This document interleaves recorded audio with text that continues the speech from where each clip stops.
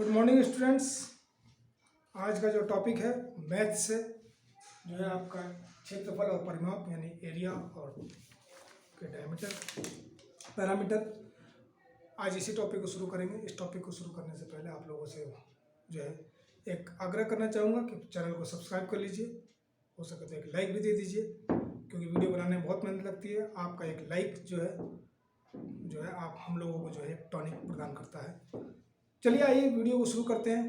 तो सबसे पहले क्या करते हैं, क्षेत्रफल में जो है बंद आकृतियों के क्षेत्रफल निकाले जाते हैं, उनका परिमाप निकाला जाता है। तो सबसे पहले हम लेकर के आएंगे त्रिभुज को।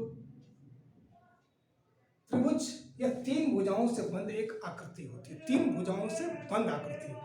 अगर मैं कह दूं कि तीन भुजाएं हैं, इसकी एक भुजा ये ए है, ये बी है और ये सी है, तो इन तीनों में जो है अभी त्रिभुज भी जो है तीन भुजाएं होंगी, तीन भुजाओं से जो आकृति है उसे त्रिभुज कहते हैं। त्रिभुज जो है कई प्रकार के होते हैं, जिसमें एक हो सकता है कि एक इस प्रकार का त्रिभुज हो जिसका कि एक कोण 90 डिग्री का हो, तो इसे समकोण त्रिभुज कहते हैं। समकोण त्रिभुज में एक इसमें से आधार होता है, एक इसमें से लंब होता है। अगर मैं कह दूं तो ये वाली लंब वाली भुजा है और इसे हम लोग कर्ण कहते हैं, जो कि सी टाइप की भुजा है। इसका क्षेत्रफल परिमाप सब अलग अलग तरीके से निकाला जाएगा। परिमाप का मतलब होता है तीनों भुजाओं का योग। परिमाप का मतलब हो गया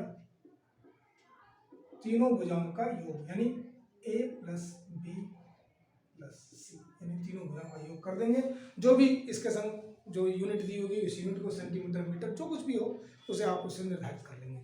देखिए अब जहाँ तक क्षेत्रफल के बारे में बात करते हैं, तो क्षेत्रफल जो होता है एक समकोण त्रिभुज का जो क्षेत्रफल होता है वह 1/2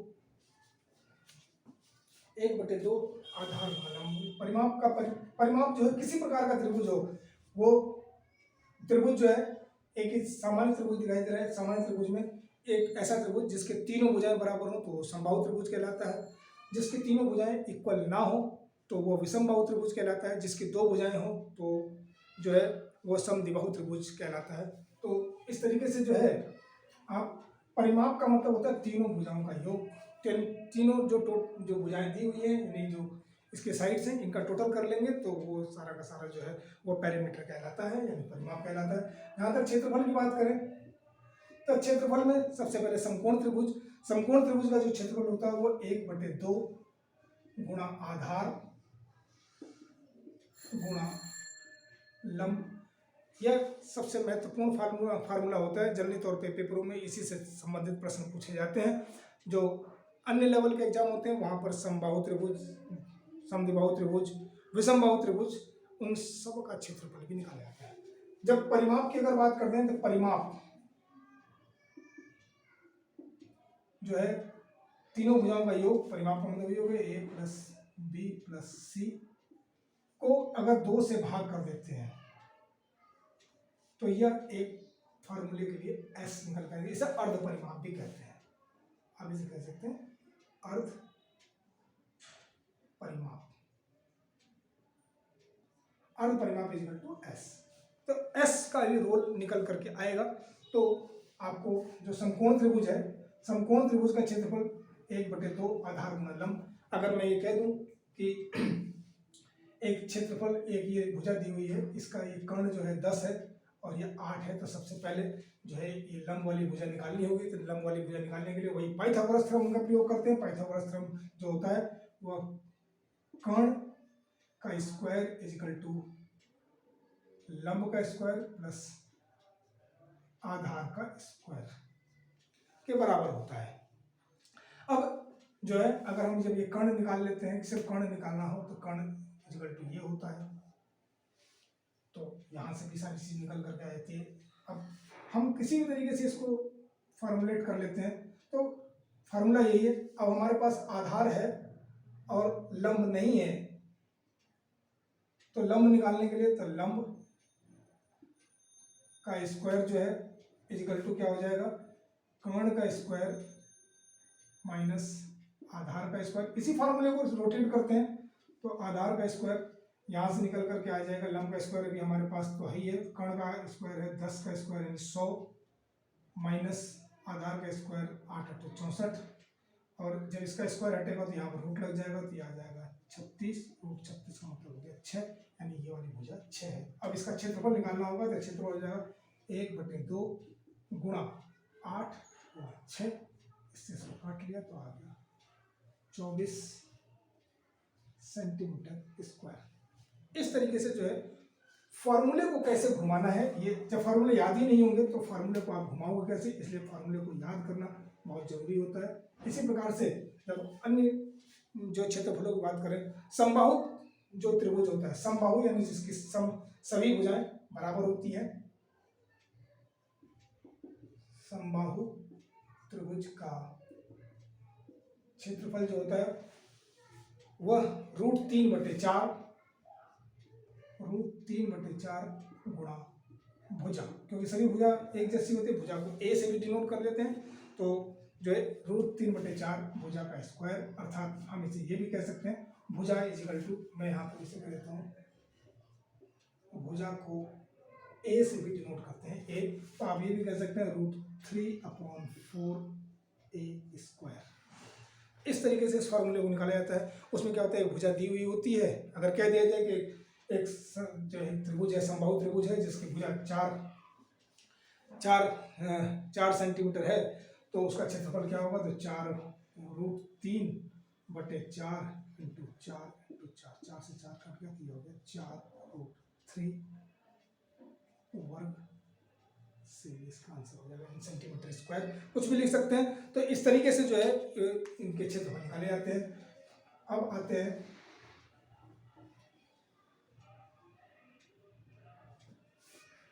समद्विबाहु त्रिभुज का क्षेत्रफल।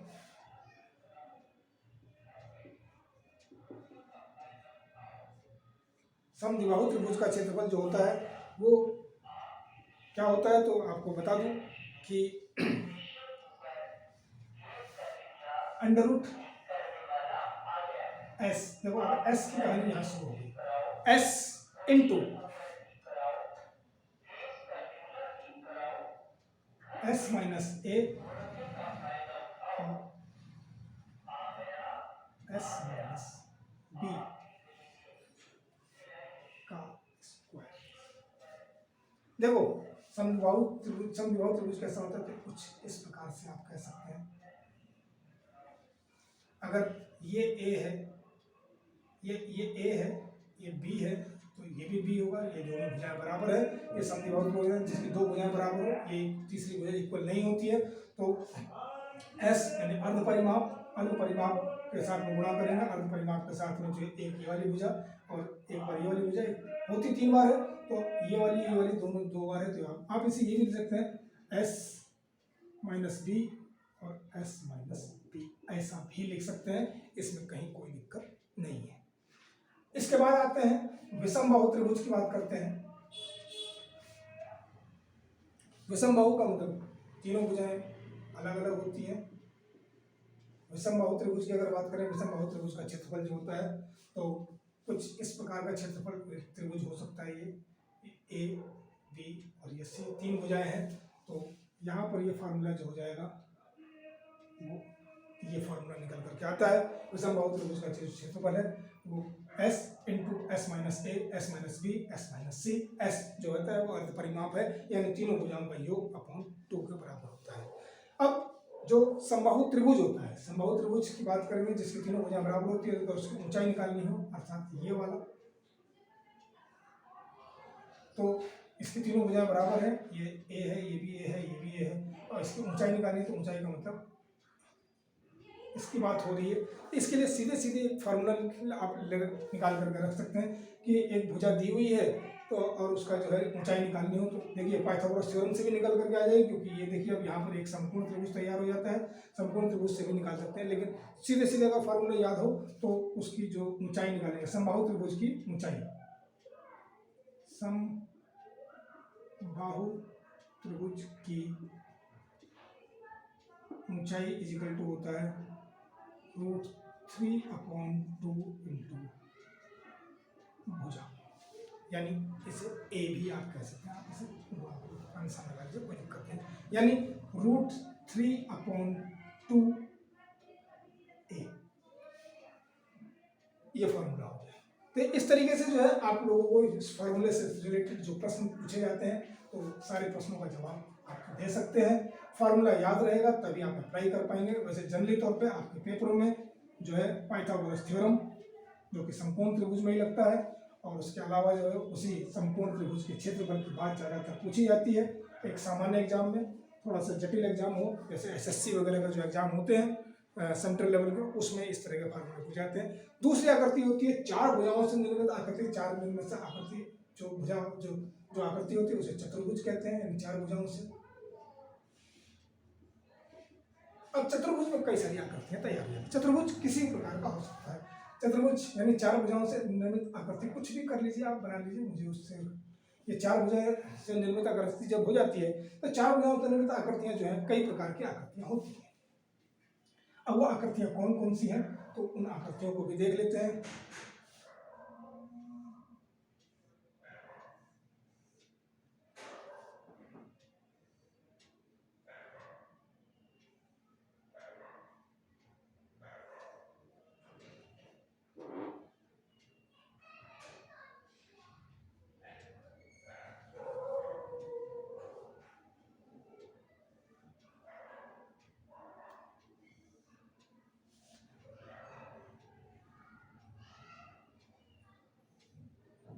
ये हो गया आपका आयत, ये हो गया वर्ग, इसे बोलते हैं समचतुर्भुज,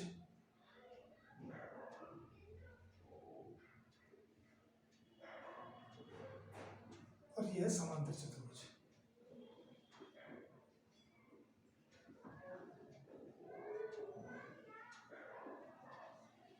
ठीक, इसके अलावा एक आकृति और भी होती है, पांचवी आकृति कुछ इस प्रकार की होती है।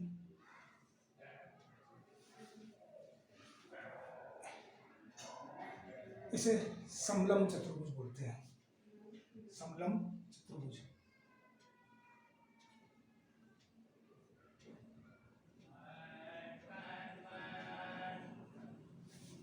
मुख्यतः ये पांच जो है प्रकार के जो है आकृतियां निकल करके आती हैं। समांतर चतुर्भुज, अब देखिए समांतर चतुर्भुज का क्या होता है, आमने सामने की भुजा इक्वल होती है, आमने सामने की भुजा जो है समांतर भी होती है, यानी ये एक दूसरे से कभी भी, इसको जितना लंबा खींचा चल जाए रेल की पटरी की तरह होते हैं, कभी भी एक दूसरे से आपस में नहीं मिल सकते हैं, इनको समांतर चतुर्भुज कहते हैं। देखिए ध्यान रहे कि जब इनके ऊपर हम लोग ये विकर्ण डालते हैं तो इसकी जो विकर्ण जो होता है वह एक दूसरे को बिल्कुल ठीक जो है समद्विभाजित करते हैं, अर्थात दोनों को हाफ हाफ पे विभाजित करते हैं, यानी ये और ये वाला पार्ट इक्वल है, ये वाला पार्ट और ये वाला पार्ट इक्वल है।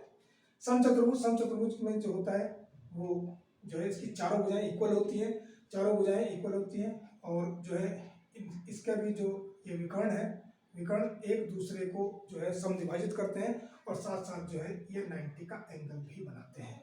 ये इनकी प्रॉपर्टीज हैं। प्रॉपर्टीज को अगर आप जानेंगे नहीं तो फिर थोड़ी दिक्कत हो जाती है। विकर्ण का भी खेल रहता है जिसे आप लोग डायगोनल कहते हैं, तो डायगोनल्स जो होते हैं एक दूसरे को बाइसेक्ट ईच अदर करते हैं। आयत जो होता है आमने सामने की भुजाएं बराबर होती हैं, चारों कोण 90 के होते हैं, यानी चारों कोण 90 के होते हैं, आमने सामने की भुजाएं बराबर होती हैं। और वर्ग जो है चारों भुजाएं बराबर होती हैं, चारों कोण 90 के होते हैं। जो विकर्ण है एक दूसरे को समद्विभाजित करते हैं, ऐसी इसमें भी वर्ग में भी एक दूसरे को समद्विभाजित करते हैं, और ये भी आपस में 90 का ही एंगल बनाते हैं। यहाँ 90 का एंगल नहीं बनता है, अर्थात कहते हैं कि अगर आयत को थोड़ा सा ऐसे पिचका दिया जाए तो ये समांतर चतुर्भुज हो जाता है, वर्ग को थोड़ा सा ऐसे हिला दिया जाए तो वो समचतुर्भुज हो जाता है। जहाँ तक समलंब चतुर्भुज की बात करते हैं, समलंब चतुर्भुज को अंग्रेजी में ट्रेपेजियम कहकर पुकारते हैं। ट्रेपेजियम में अब यहाँ पर जो है लंब यहाँ पर बनेगा, इसके ऊपर यहाँ से इसमें यहाँ लंब पड़ता है, तो इस तरीके से जो है यहाँ पर इसे हम लोग हाइट कह सकते हैं, h। ये इसलिए आपको बताया क्योंकि ये इनका, अब जहाँ तक परिमाप की बात करी जाए तो परिमाप जो होती है वो चारों भुजाओं का योग, चारों भुजाओं का योग ही परिमाप कहलाता है। परिमाप एक सिंपल सा फार्मूला आप अपने दिमाग में याद रखिए, कोई फार्मूला याद, परिमाप का तो कोई फार्मूला याद रखना ही नहीं चाहिए, बस चार भुजा है चारों भुजाओं का योग, चारों अलग अलग हैं तो भी उसका योग उस परिमाप कहलाएगा, अगर आमने सामने के बराबर भी हैं तो भी चारों भुजाओं का योग कर लीजिए। आप कैलकुलेशन करते समय इसको डबल कर लीजिए, इसको डबल कर लीजिए, फिर जोड़ लीजिए, तो भी बात वही निकल करके आती है। तो उस तरीके से परिमाप का मतलब होता है चारों भुजाओं का योग यानी टोटल जो होता है वो परिमाप कहलाता है। और वो जो भी सेंटीमीटर में होता है सेंटीमीटर, मीटर होता है मीटर, किलोमीटर होता है किलोमीटर, आप उसी तरीके से उसको निकाल सकते हैं। अब बात करते हैं इनसे रिलेटेड जो है इनके क्षेत्रफल के बारे में। तो जो है आप किसी भी तरीके से जो है इनका क्षेत्रफल निकालते हैं तो क्षेत्रफल के बारे में बात करते हैं। तो क्षेत्रफल कैसे निकलेगा, तो सबसे पहले समांतर चतुर्भुज की बात करते हैं। समांतर चतुर्भुज का जो क्षेत्रफल होता है वो आधार गुणा ऊंचाई के, समांतर चतुर्भुज का क्षेत्रफल जो है आधार गुणा ऊंचाई। अब आधार गुणा ऊंचाई, आधार तो यही है, अब ऊंचाई जो है इसके अंदर ये आएगी, ये दिए हुए होते तो समांतर चतुर्भुज की भुजा देती और उसके साथ में एक जो है ऊंचाई, अगर ऊंचाई नहीं दी तो आपको ऊंचाई निकालनी पड़ेगी। तो वो आपको जिस हिसाब से भी देखिए फार्मूले फिट करने हैं आप लोगों को। देखिए मेरा काम अभी फार्मूले बताना है क्योंकि एग्जाम आप लोगों के निकट है आर ओ का, उसके लिए अभी से अग्रिम शुभकामनाएं आप लोगों के लिए है। तो ये इसका क्षेत्रफल का फार्मूला निकल करके आता है। जब इसकी बात करें इसी से रिलेटेड जो आयत का क्षेत्रफल जो है, आयत का क्षेत्रफल जो होता है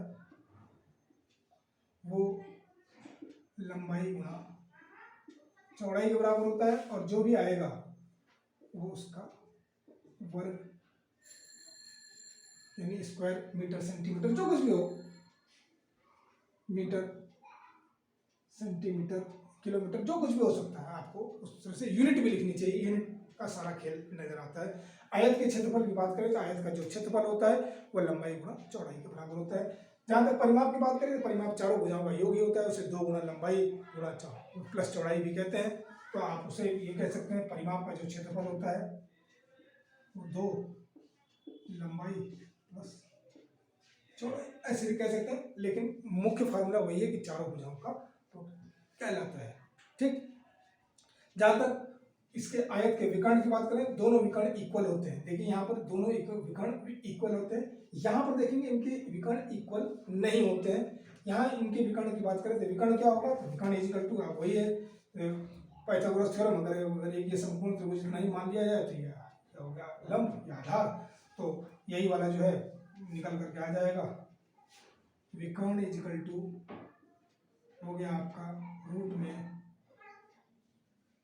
लंबाई गुणा चौड़ाई का, नहीं लंबाई प्लस चौड़ाई का स्क्वायर, लंबाई स्क्वायर प्लस चौड़ाई का स्क्वायर, ये आपका विकर्ण निकल जाएगा। वही पाइथागोरस थ्योरम ही निकाल करके लेकर के आए हैं, इससे ज़्यादा और कुछ नहीं होता। अब आते हैं वर्ग की बात करते हैं, वर्ग कैसा होता है। ये वर्ग आप लोग देख रहे हैं, वर्ग में चारों भुजाएं बराबर होती हैं और वर्ग का जो क्षेत्रफल होता है वो भुजा का स्क्वायर, यानी उसमें सारी भुजाएं बराबर होती है। तो भुजा स्क्वायर ये क्षेत्रफल इसका जो होता है, यानी आप कह सकते हैं ए स्क्वायर इज इक्वल टू इसका जो है वो क्षेत्रफल होता है। इस प्रकार से जो है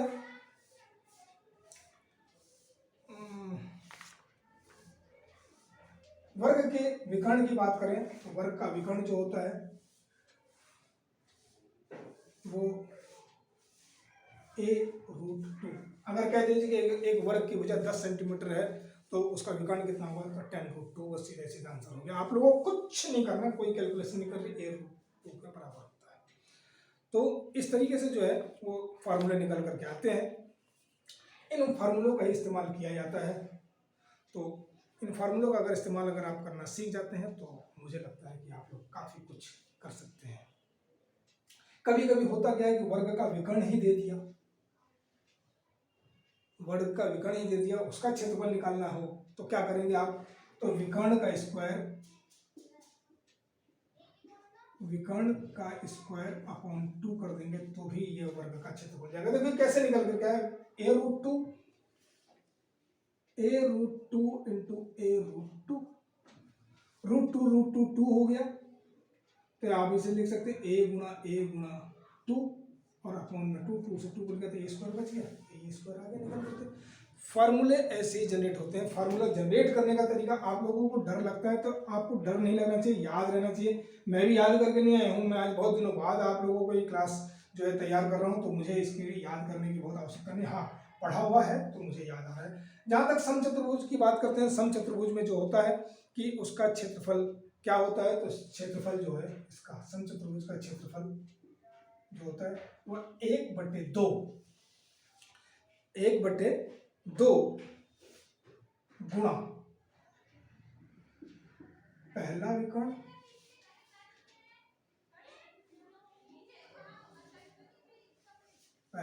विकर्णों की लंबाई अलग अलग होती है, पहला विकर्ण गुणा दूसरा विकर्ण, यानी first diagonal and second diagonal into 1/2। ये बिल्कुल वही 1/2 आधार गुणा लंब वाली कहानी हो गई। तो वही सारी चीजें हैं, आपको उसमें कहीं कोई दिक्कत नहीं आनी चाहिए। इसके अलावा जो है जो समलंब है, समलंब चतुर्भुज ये होता है। समलंब चतुर्भुज में होता क्या है, देखो ये आमने सामने की एक दो भुजाएं समांतर होती हैं, ये दोनों समांतर नहीं होती हैं। तो ऐसे समलंब चतुर्भुज का जो क्षेत्रफल होता है, क्षेत्रफल इक्वल टू जो है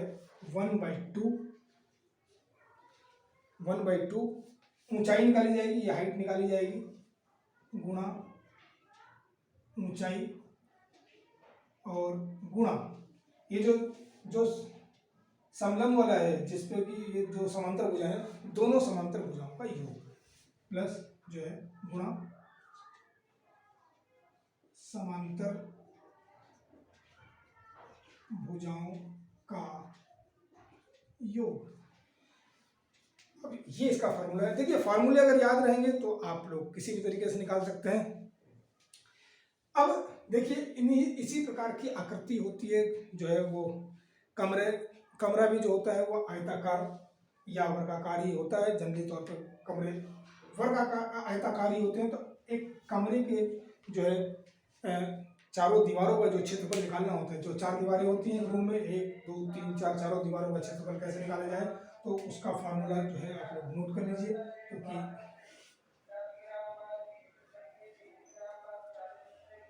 वो किस तरीके से निकलेगा, तो कमरे के चारों दीवारों का क्षेत्रफल, कमरे के चारों दीवारों का क्षेत्रफल क्या चीज होता है, तो 2 गुणा लंबाई प्लस चौड़ाई गुणा ऊंचाई। इस तरीके से जो है ये फार्मूला निकल करके आता है। तो आपके एक कमरे की लंबाई चौड़ाई और ऊंचाई भी दी हुई होती है। उस लंबाई चौड़ाई, क्योंकि देखिए आप देखेंगे ये अगर ये लंबाई है, लंबाई वाली दीवार है, तो लंबाई वाली दीवार में जो है उसके संग लंबाई और ऊंचाई लगती है, चौड़ाई वाले के संग में चौड़ाई और ऊंचाई लगती है। आमने सामने की जो दीवारें होती हैं तो 2 गुणा हो गई, 2 लंबाई 2 चौड़ाई है, उसके संग सबकी ऊंचाई, बस वही मल्टीप्लाई करना है आप लोगों को। तो ये फार्मूला इस तरीके से बन करके निकल करके आ जाता है। इससे भी दीवारों का क्षेत्रफल। अब देखिए ऐसे ही होता है कि जब कहते हैं कि इसमें कितनी ईंटें लगी हुई हैं, तो जो है पहले चारों दीवारों का क्षेत्रफल निकाल लिया, फिर एक ईंट का क्षेत्रफल निकाला, लंबाई गुणा चौड़ाई, वही एक ईंट का चौड़ाई भी तो वही लंबाई गुणा चौड़ाई जो होती है। तो उसका एक तरह से वो आयतन टाइप का होता है वो, तो उस आयतन से कितनी ईंटें निकल करके, तो आयतन से निकल करके आता है। तो या लंबाई चौड़ाई ऊंचाई उसकी दी हुई है, तो उससे भी लंबाई चौड़ाई ऊंचाई करके जो है उसका आप निकाल सकते हैं। उसका वो लेकिन निकलेगा वो आयतन से। आयतन का टॉपिक इससे बिल्कुल अलग है। अब जो है तीसरी आकृति जो है, 2 आकृतियां हो गई, 3 भुजाओं वाली, 4 भुजाओं वाली। चौथी आकृति है आपके सर्किल यानी वृत्त। वृत्त में एक यह केंद्र होता है, एक बिंदु के परितः एक बराबर जो है, जो जब हम पेंसिल को घुमा देते हैं या पेन को घुमा देते हैं तो उसे हम वृत्त कहते हैं। यह वृत्त का केंद्र है। वृत्त के केंद्र से वृत्त की दीवारों को छूने वाली जो रेखा होती है उसे हम लोग त्रिज्या या आर रेडियस कह करके पुकारते हैं। यही त्रिज्या वाली जो लाइनें हुई, यानी सब जगह वो इक्वल ही होती है, ये सब इक्वल है, ये सब आर आर ही है। यही आर जब ये बिल्कुल एकदम केंद्र से छूती हुई, यानी इस दीवार से इस दीवार तक केंद्र को छूती हुई अगर टच करती हुई जाएगी तो ये 2 आर होगा, ये भी आर है, ये भी आर है, तो 2r इजिकल टू डी, यानी डायमीटर कहते हैं इसे। इसे हिंदी में व्यास कहते हैं। तो व्यास यानी आप स्मॉल डी कह लीजिए और कैपिटल डी कह लीजिए, जैसा मर्जी, व्यास इजिकल टू 2r के बराबर होता है, यानी 2 गुना त्रिज्या के बराबर होता है। यह इसको जानना जरूरी होता है, यानी व्यास मतलब डी, कैपिटल डी वैसे इस्तेमाल करते हैं, मैंने यहाँ स्मॉल डी भी लिख दिया है। तो आप लोग देखिए, क्योंकि एग्जाम में इन सब चीज़ों को पूछा नहीं जाना है, तो भी फार्मूला याद होना चाहिए, फार्मूला याद होने से ही सारी चीज़ें निकल करके आती हैं। अब बात करते हैं वृत्त के परिधि की। परिधि देखिए, अभी तक हम बात कर रहे थे परिमाप, इस वृत्त के परिमाप को परिधि कहते हैं। अब यहाँ पर शब्दों का फिर से खेल, वृत्त की परिधि होती है और वर्ग और आयत का परिमाप होता है वही, यानी अगर यहाँ से अगर कोई चीज चले तो एक ये पूरा का पूरा राउंड जो है, पूरा चक्कर जो है, यह परिमाप कहलाता है। आप किसी भी आकृति में एक फुल चक्कर जो है चारों तरफ से घूम जाएंगे तो वो उसका परिमाप कहलाता है, लेकिन वृत्त में वो परिधि कहलाती है। तो परिधि का जो फार्मूला है वह 2 पाई आर होता है। पाई एक साइन है, पाई का मान अगर कहीं ना दिया हुआ हो, कहीं पर ना दिया हुआ हो, तो जनरली तौर पे पाई का मान हम लोग 22/7 लेते हैं। या फिर कहीं कहीं पर क्वेश्चन में दिया रहता है कि पाई इजिकल टू जो है 3.14, तो इसे जब आप कैलकुलेट करेंगे तो वही निकल कर जाएगा। चाहे आप करके देख लीजिए, 22 को 7 से भाग करते हैं, 7 या 21, बच गया 1, दशमलव लगाया, 0 लगाया, 7 एकम 7, बच गया 3, 4, 0, तो 7 चौक, ये अप्रॉक्स वैल्यू आ गई। ये एग्जैक्ट वैल्यू 22/7 ही होती है। तो प्रश्न को सॉल्व करने के लिए जहाँ 3.14 दिया हुआ था वहाँ 3.14 से ही कैलकुलेशन करेंगे, और जहाँ 3.14 नहीं दिया हुआ तो आप 22/7 से ही उसकी जो है कैलकुलेशन करेंगे। अब देखिए 2 पाई आर, यानी इसका मतलब यह है 2 गुणा पाई गुणा आर, 2 गुणा आर इजिकल टू डी भी होता है, तो इसे हम लोग पाई डी भी कह सकते हैं, यानी व्यास गुणा पाई इजिकल टू परिधि होता है। तो एक चक्कर, अब कहते हैं ना कि एक जो है साइकिल का पहिया इतना है, एक जो है तो वो इतने किलोमीटर दूरी करने में कितने चक्कर लगाएगा, तो पहले उसका आप वो परिधि निकाल लीजिए, एक चक्कर निकाल लेंगे, फिर पूरी दूरी को उस चक्कर से डिवाइड कर देंगे तो चक्करों की संख्या निकल करके आ जाएगी। प्रश्न इसी प्रकार से पूछे जाते हैं। अब बात करते हैं वृत्त के क्षेत्रफल की। तो क्षेत्रफल इजिकल टू जो होता है वह पाई आर स्क्वायर का बराबर होता है। वृत्त का जो क्षेत्रफल होता है वो पाई आर स्क्वायर होता है। आर का मतलब त्रिज्या, अगर वहां पर अगर व्यास दिया हुआ तो पहले व्यास का आधा करेंगे तब उसका आप क्षेत्रफल निकाल पाएंगे। तो प्रश्न में दी हुई चीजों को कहीं ऐसा ना हो डी से ही आपने निकाल डाला तो बहुत डबल से भी ज्यादा हो जाएगा, क्योंकि स्क्वायर है यहाँ पर, तो वो सारा का सारा गेम गड़बड़ जाता है।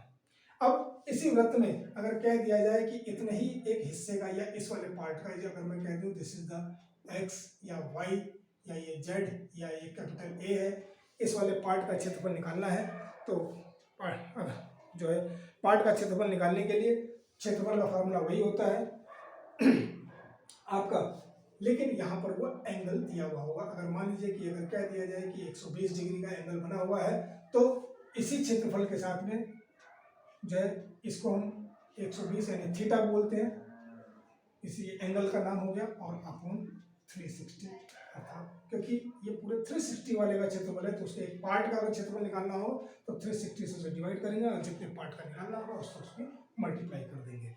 तो इस तरीके से इस फार्मूले को इस्तेमाल किया जाता है। जहाँ तक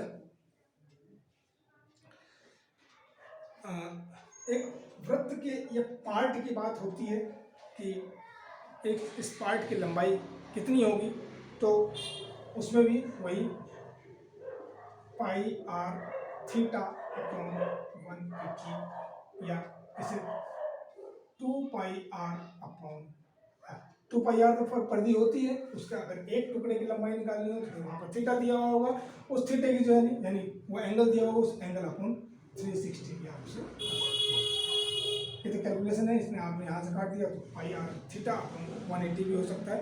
फार्मूले को किसी भी तरीके से आप कर सकते हैं। जबकि इसी क्षेत्रफल की अगर बात करें तो अर्धवृत्त का क्षेत्रफल जो होता है, अर्धवृत्त का क्षेत्रफल, ये तो क्षेत्रफल जो है वो पाई आर स्क्वायर ही होता है। अर्धवृत्त का क्षेत्रफल जो है इसी को आधा करते हैं तो आधे का क्षेत्रफल हो जाएगा, इसमें कहीं कोई दिक्कत ही नहीं है। अर्धवृत्त की परिधि अगर कह दिया जाए कितनी होती है, परिधि, अर्धवृत्त की परिधि, अर्धवृत्त की परिधि का जो यानी कुल मिलाकर के अभी इतने की बात हो रही है। ठीक, अब देखिए ये पूरा अगर होता तो ये तो 2 पाई आर है, हम पहले 2 पाई आर ही कर लेते हैं। इसको 2 से अगर भाग कर देंगे तो ये आधा हो जाएगा, यानी इतना हिस्सा हो गया।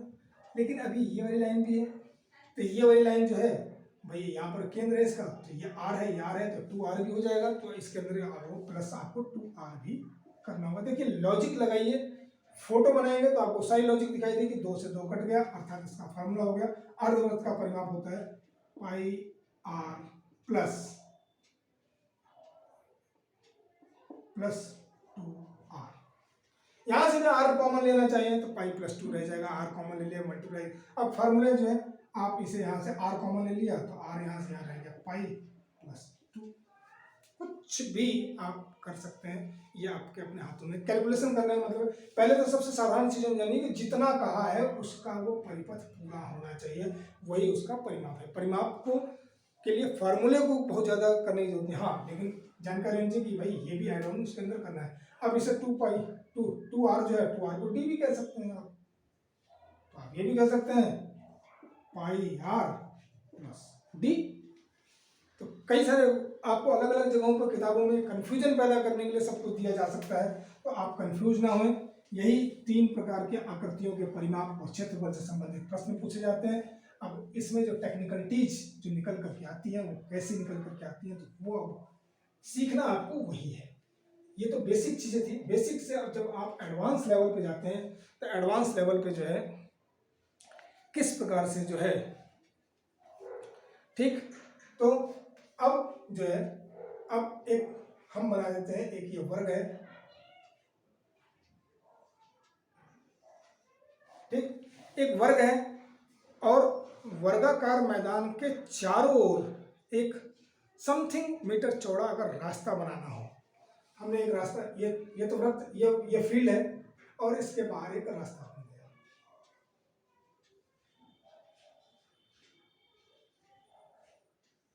ये 2 मीटर 3 मीटर 4 मीटर चौड़ा हो सकता है।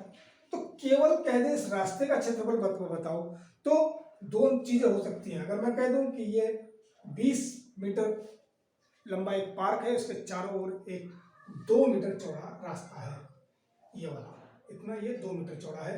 तो अब देखिए एक ये वर्ग दिखाई दे रहा है, एक ये वर्ग दिखाई दे रहा है। अगर ये बड़े वाले वर्ग में से छोटे वाले वर्ग का क्षेत्रफल घटा दिया जाए तो ये खाली वाले हिस्सा का बच जाएगा। तो तरीका ये भी है, आप इस तरीके से कैलकुलेट कर सकते हैं। इस तरीके से किया तो ये तो 20 है, तो 20 इसका जो क्षेत्रफल हो गया, एक क्षेत्रफल हो गया इसका 20 × 20 यानी 400। अब ये आ जाइए, अब ये कितना हो रहा है इधर से, अगर आप ये ऊपर वाली अगर देखते हैं तो ये 2 तो ये भी जुड़ा हुआ है, 2 यहाँ जुड़ा हुआ है, तो कितना हो गया 24 हो गया। तो 24 का क्षेत्रफल जो होगा वो 524 × 24 = 576। अब इस 576 में से, इस वाले में से इतना हिस्सा अगर हटा देंगे तो यही तो खाली बच जाएगा, -400 = 176 वर्ग मीटर। हो गया आंसर। ये तो हो गया बेसिक नॉलेज। अगर इसे फार्मूले से निकालना हो तो फार्मूले से भी निकाल सकते हैं। तो इस रास्ते का क्षेत्रफल जो है वो क्या है, अगर मैं कह दूं कि this is the x kilometre, अब मैं 2 की जगह इसे x देखो, तो मैंने गिनती रखी, इसे मैंने कह दिया x मीटर चौड़ा है। तो इस x मीटर का चौड़ा का मतलब हो गया दिस इज द 4x। अब सिर्फ रास्ते का क्षेत्रफल निकालने के लिए 4x × a + x,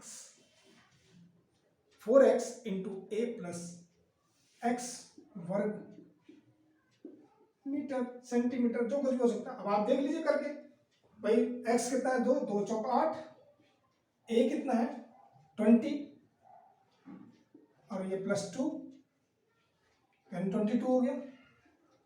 22 इंटू 8, 8 दूनी 16 का 6 हाथ से लगाए, 8 दूनी 16 और 1 17। आगे फार्मूले ऐसे ही बनते हैं। देखिए कोई शॉर्टकट नहीं होता। जब तक आपको बेसिक कॉन्सेप्ट क्लियर नहीं है तो आप शॉर्टकट के चक्कर में पड़े रहते हैं। मैंने बहुत लोगों को शॉर्टकट याद करते देखा। आप अपने बेसिक कॉन्सेप्ट को देखो जी, बड़े वाले में छोटा वाला बढ़ जाएगा तो बीच का एक निकल करके आ जाएगा। हाँ, अब बात होती है इसी में एक दूसरे प्रकार के प्रश्न की, उसकी बात कर लेते हैं। हमें अब सारा खेल आप बेसिक कॉन्सेप्ट को समझ जाइए, फार्मूला तो अपने आप बनते हैं। अब एक आयताकार पार्क है, यही वर्गाकार पार्क है, यही 20 मीटर लंबा है, 20 मीटर चौड़ा है कुल मिलाकर के। अब इसके बीच में जो है एक रास्ता है, बीच में अंदर एक रास्ता है। अंदर वाला रास्ता होगा तो जहां हमने a + x किया था वहां a - x हो जाएगा, यानी घटा करके। अभी तो तरीका तो है कि बड़े में छोटा घटाना है। अगर रास्ता कहते हैं कि भाई मैंने अंदर बना दिया तो ये रास्ता बनाया, देखिए अब फील्ड तो पार्क, एक्चुअल पार्क तो ये रहेगा, लेकिन बाउंड्री यहाँ पे है। अब ये रोड है तो रोड का क्या हो जाएगा, ये तो 16 ही हो जाएगा घट करके, तो आप उससे भी निकाल सकते हैं। ये 16 वाले का इधर से 400 हो जाएगा, इधर से 16 वाले का 256, आप घटाएंगे फिर निकल करके आ जाएगा आपका। तो इसमें किसी प्रकार की कोई टेंशन लेने की जरूरत नहीं है। हाँ, अब इसी वर्गाकार खेत में जो है, या ये जो एक छोटा सा पार्क है, इसमें एक हमने कुछ इस प्रकार का एक रास्ता बना दिया। मतलब ये ले भाई,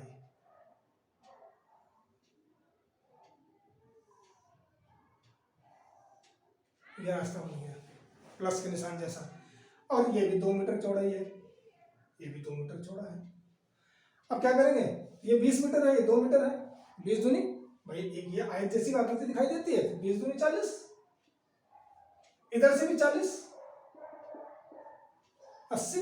लेकिन ये वाला हिस्सा 2 बार काउंट हो गया, एक बार इधर से एक बार इधर से, एक ही बार लेना है तो 2 × 2 इसमें माइनस कर देंगे, 40 से तो घट गया, आ गया 76 आंसर। प्रश्न सिर्फ आपको जागे रहना है, सोना नहीं है। कॉन्सेप्ट क्लियर हो तो सारे आंसर निकल करके आते हैं, कॉन्सेप्ट क्लियर नहीं है तो आप फिर कुछ नहीं करते हैं, आप लोगों को वहां पर जो है नुकसान होता है।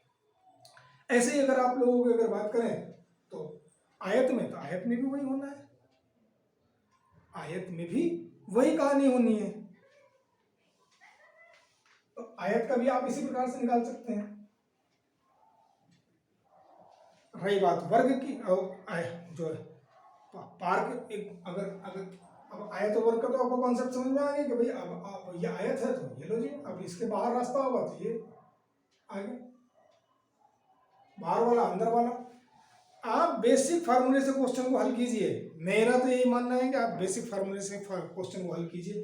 क्योंकि अब मान लीजिए कि ये पार्क था, ये था आपका 60 मीटर, ये 40 मीटर लंबा था, तो अगला वाला पार्क कितना हो जाएगा 64 और 44, तो 64 × 44 माइनस ये हो गया आपका एक बड़े वाले वर्ग का, बड़े वाले आयत का क्षेत्रफल, माइनस 60 × 40। इतनी कैलकुलेशन आपको करनी है और जो आएगा यही आपका आंसर है। ज़्यादा दिमाग लगाने की जरूरत नहीं है, किसी फार्मूले को रटने का प्रयास ना करें। मैं तो कहता हूँ कम से कम फार्मूले आपके दिमाग में हों। जो शॉर्टकट फार्मूले याद रखने का प्रयास करते हैं उनको थोड़ा नुकसान होता है। आप लोग एसएससी का पेपर हल करने नहीं जा रहे हैं कि बहुत ज़्यादा शॉर्टकट की जरूरत होती है, क्योंकि आप लोग जा रहे हैं अभी ग्रुप सी का एग्जाम देने के लिए। आर और तमाम जो है ग्रुप सी के एग्जाम होते हैं, वहाँ पे बहुत टाइम होता है आपके पास ये सब करने के लिए। तो मुझे जो है आपको इसमें बताने में कोई गुरेज नहीं है कि आप जो है बेसिक कॉन्सेप्ट अगर आपके क्लियर है तो आप कभी भी मात नहीं खा सकते हैं। फार्मूले खुद बनते हैं, जब आप प्रयास करेंगे तो आपको शॉर्टकट फार्मूला भी याद होना शुरू हो जाए। अब बात करते हैं जो है सर्किल वाला, यानी वृत्ताकार पार्क अगर हो तो वृत्ताकार पार्क में वहाँ थोड़ा सा जो है, अब ये आपका पार्क हो गया, पार्क के बाहर रास्ता है, फिर आर बड़ी हो जाएगी, रास्ता वही है। अगर डायरेक्ट रास्ते का फार्मूला निकालना है, अगर मैं कह दूँ कि this is the X meter और ये जो आर वगैरह जो कुछ भी है, तो उससे आप कह सकते हैं इसका फार्मूला निकल करके आ जाएगा पाई एक्स इंटू जो है 2r plus x, 2r plus x. ये बाहर की तरफ से रास्ता हो तब, अंदर की तरफ रास्ता होगा तो यही जो है यहाँ पर माइनस का निशान हो जाता है। ठीक, ये तब भी अटपटा है, आप भूल जाओगे एग्जाम में। मेरा ये मानना है कि अगर जो है आपके पास ये दिया हुआ है कि इसकी आर जो है वो 17 सेंटीमीटर है या 17 मीटर है, 21 मीटर है, हम कुछ भी मान लीजिए 21 मीटर ही है, और एक जो है इसके बाहर जो है 3 मीटर चौड़ा रास्ता बना दिया, लो जी 3 मीटर चौड़ा रास्ता हो गया यहाँ पर, तो जो है एक बार पाई आर स्क्वायर जो है एक बार आर ये लगेगा और 3 यहाँ जोड़ दोगे तो आर 24 हो जाएगा। तो 24 वाले 24 वाले सर्किल का जो क्षेत्रफल है उसमें से 21 वाले सर्किल का क्षेत्रफल आप घटा देंगे, सारा खेल निकल। जो क्षेत्रफल का जो फार्मूले की कटिंग करते हैं उस फार्मूले की कटिंग से ये सारी चीजें निकल करके आती हैं। तो मुझे इसे बताने में कोई गुरेज नहीं कि आप लोग करें कैसे, बिल्कुल नॉर्मलाइज होकर के। देखिए मैं प्रश्न भी करा सकता हूँ, प्रश्न कराने से क्या होगा, वीडियो बहुत लंबी हो जाएगी, आपके दिमाग में अगर ये कॉन्सेप्ट आ जाएगा तो आप, जिन लोगों को मैथ से डर लगता है तो मैथ से डरने की जरूरत नहीं है, मैथ बहुत ईजी होती है, बस उसे आसानी से समझने की जरूरत है। आप लोग सीखिए, याद करने की जरूरत नहीं है। Wish you all the best, मिलते हैं अगली वीडियो में, वो फिर किसी टॉपिक पे निकाल करके लेके आऊँगा। अभी एग्जाम का रिवीजन है आप लोगों का, तो 1-2 दिन में कुछ छोटी छोटी चीज़ें रिवाइज कर देंगे। हालांकि बड़े टॉपिक अगर पूरे चैप्टर पे होता तो पूरा क्वेश्चन करा कर करता, ये बहुत शॉर्टकट रास्ता था, मुझे लगा कि मुझे आज ये वीडियो बना करके आप लोगों को डाल देनी चाहिए। अगर वीडियो आप लोगों को अच्छी लगी हो तो वीडियो को लाइक, सब्सक्राइब और अपने साथियों के साथ शेयर भी करें। और मुझे उम्मीद है कि ये वीडियो आप लोगों के लिए बहुत ही उपयोगी होने जा रही है और यहाँ से प्रश्न आप लोगों से जरूर पूछे जाएंगे। आपके लिए तो एक एक नंबर की मारामारी है, वो एक नंबर भी आप लोगों की पोजीशन को बहुत मजबूत कर सकता है। Thank you, wish all the best, जो है आपका हैव ए नाइस डे। आज का दिन आपका शुभ हो और अगली जो परीक्षाएं आप लोगों की हैं उसके लिए अग्रिम शुभकामनाएं। Thank you.